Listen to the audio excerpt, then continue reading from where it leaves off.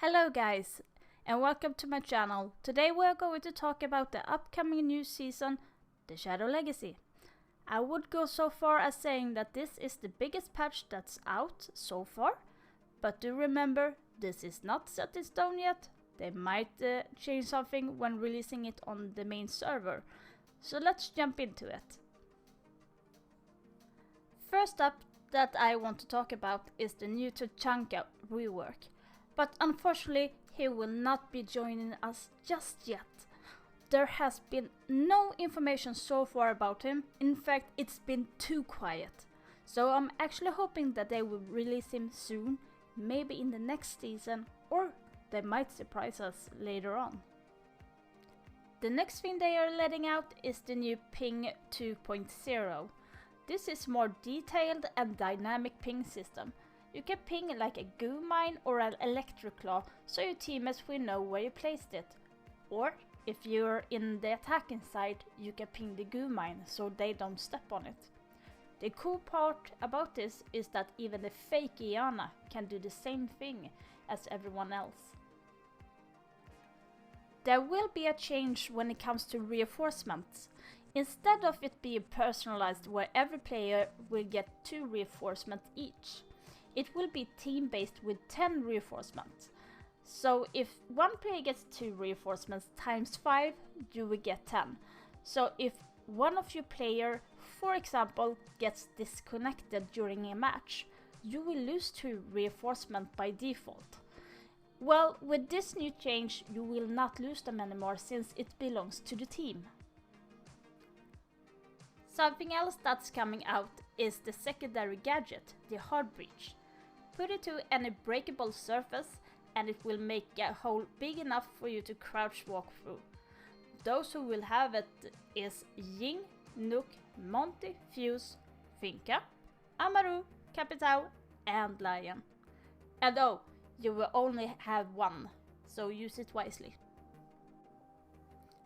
There is one thing that the devs in Rainbow Six is trying out, and that is to pre-hatch all the hatches on the roof, which will force the attackers to think twice about using their gadgets even further. Is this a good idea? The devs do want to hear your thoughts, so go into the test server and give your opinion. For me, I think it could be good. I like that the devs are thinking outside the box. I'm just worried that the defensive side will be more stronger cause of that. But as the meta is heading towards the hard breachers, I think it's a good idea to try it out and see what happens. On to the addition is the map ban that will be in use in the new season. So we get a chance to play more like the pros, and here you don't have to play the same freaking map 3 times in a row anymore. When we are talking about maps, let's go over and talk about the new rework map for this season, which is Chalet. The old Chalet had a lot of cutoff for the attackers obviously, and you had to rotate the whole map just to get another angle. Now it's more open with more rooms, the stairs is much wider than before, and the trophy is smaller and more open. They even moved the bomb site in trophy to the dining room instead. And oh yes, the so beautiful drone hole that we can get kills from is still there, but they have removed the kitchen window, so goodbye to that spawn peak. Well, until there's a new one. I would say that this rework is so good. Even though this is a rework, this feels like a new map, where they have fixed what was missing from the original map. There is so much more that I want to talk about this map, but it's better if you guys go in and check it out for yourself. Now we are going to talk about the big change. Guys, they have put in 4 new sites. The first one that is better than the old one is the red dot. They have made it much cleaner and a little bit taller. You do get your site covered just a little bit in the lower right, but I don't find that as annoying as the old one. You see much more than you did before. Then there is the new holo sight. I will just be honest here, but what is this? It's so bulky and it blocks so much of your sight. Yeah, I don't like it. That's how I feel personally, but if you like it, then good for you. We can rest easy though, because this will not take over the old holo sight. It will still remain on some of the operators, but for some odd reason they decided to take away the old holo to replace it with a new one with some of the operators. And that will be Oryx, Warden, Pulse, Mute, and Wamai. But why in the freaking hell would you do that? There were nothing wrong with the sight before. That is the decision that I don't like so far. It's the worst of them all so far. And then there is a sight that already has a nickname, and that's the 1.5 holo, or as you all might know it as the mini ACOG. Although the ACOG has a zoom of 2.5, this gives you the best of both worlds from holo to ACOG. You can still take the long range fight and still be able to take those really close fights without feeling that you're too zoomed in. I would say that this sight is the best one so far. Then there is the 2.0 zoom sight. It's still less than the ACOG, but it's still so good. It's clean and it doesn't take up too much space. You can still get annoyed by the bulky thing on top of the left side, but for me it's still a good sight. And the final sight is the bad boy, the 3x scope. If you prefer the long range fight, then this sight is for you. It's really clean sight, but you will have more trouble with getting to the close range fight. I would go for my secondary weapon if I need to get into those close fights.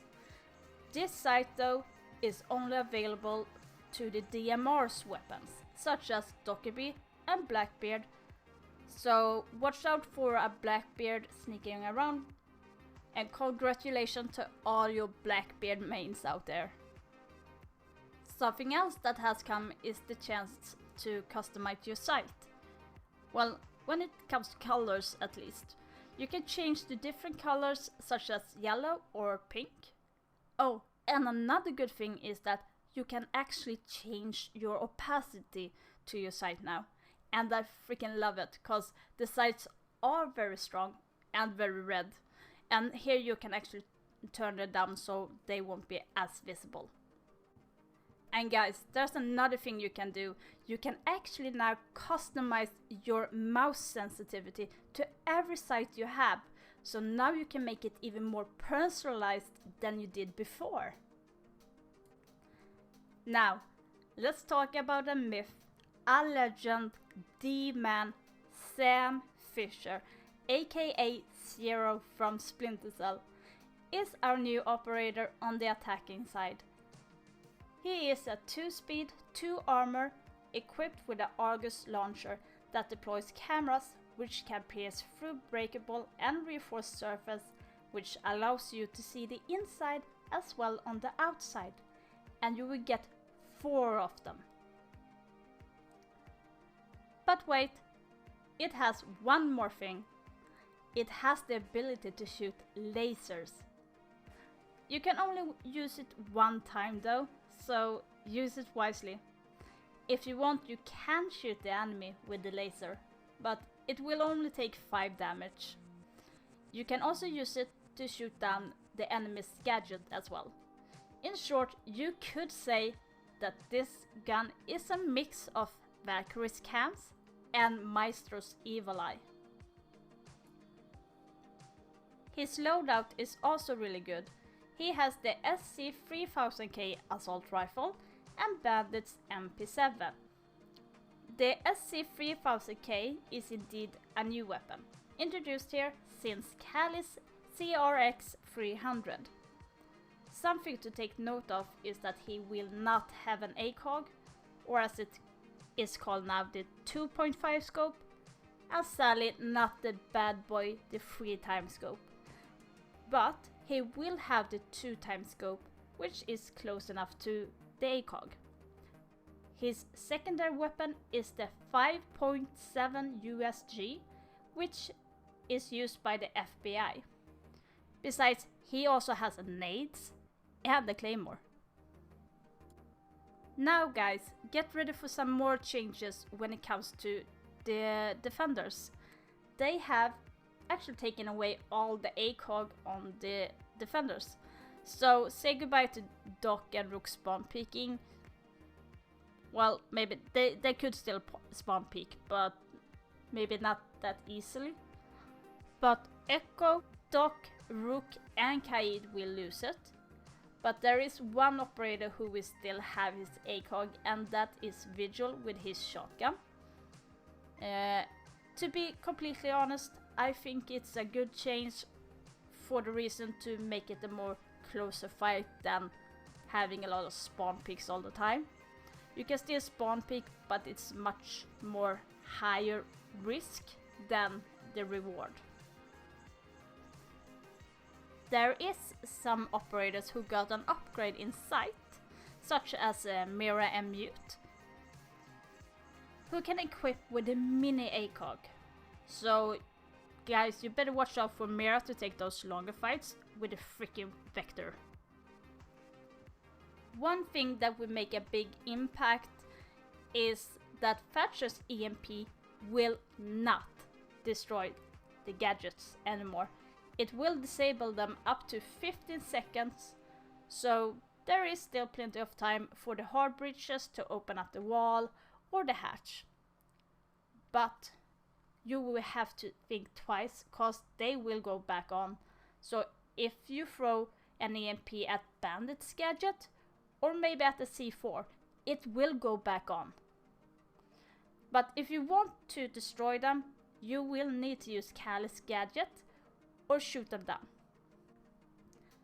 And now for us content creators, streamers, and even for competitive teams and much more, they will release the match replay that they talked about in the last 6 invitational. But unfortunately enough, it will only be in the test servers, and so far there is no official release date for this so far. But guys, go in and give it a try and help the devs so it can be released. Who knows, it might be released in the next season.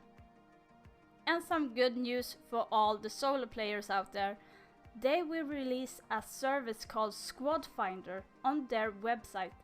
Squad Finder allows players to create a profile based on their in-game data and play habits, and set up a request following their game sessions, language, playstyle, and game mode. The matching system will then connect to the players with similar stats and good compatibility.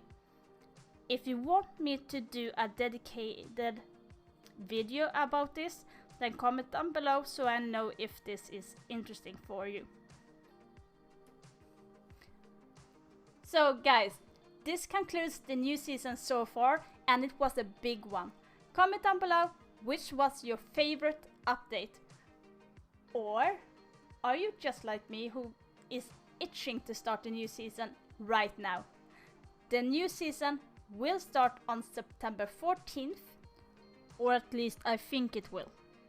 If you like what you see so far, then be sure to leave a like for this video and subscribe.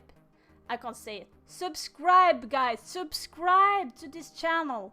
I do stream on Twitch from Monday to Friday, link in the description down below. And that is it guys. I will see you on the next one. Stay safe. Bye.